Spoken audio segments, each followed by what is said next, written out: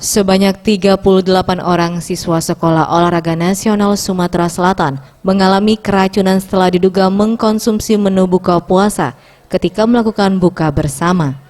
Sebagian siswa maupun siswi terpaksa dilarikan ke instalasi gawat darurat Rumah Sakit Daerah Bari Kota Palembang dan Rumah Sakit Hermina.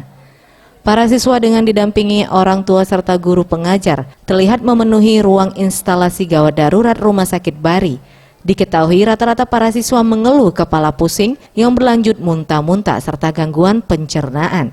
Hal tersebut diungkapkan Andisha yang mengaku merasakan sakit di perut dan merasakan panas pada pencernaannya setelah beberapa jam mengkonsumsi menu buka puasa.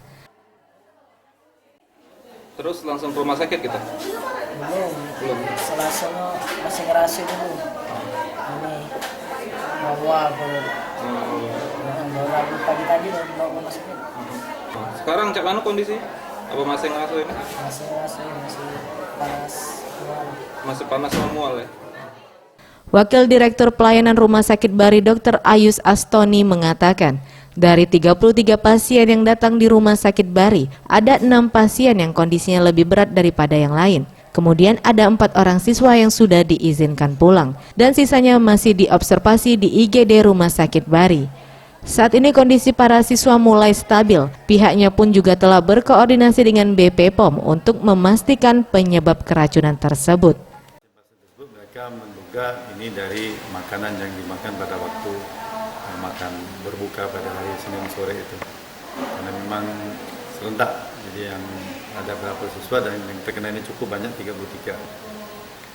Memang untuk kepastian penyebabnya, tadi dari pihak BP POM telah memberikan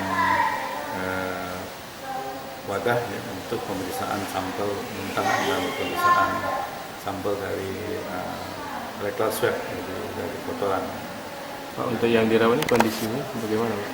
Ya kondisinya stabil ya, teman memang karena dia ada tadi yang masih usia anak-anak itu panas dingin menggigil, jadi dirawat oleh dokter anak, yang dewasa dirawat oleh dokter spesialis penyakit dalam dan kondisinya stabil. Tim Liputan Sriwijaya TV.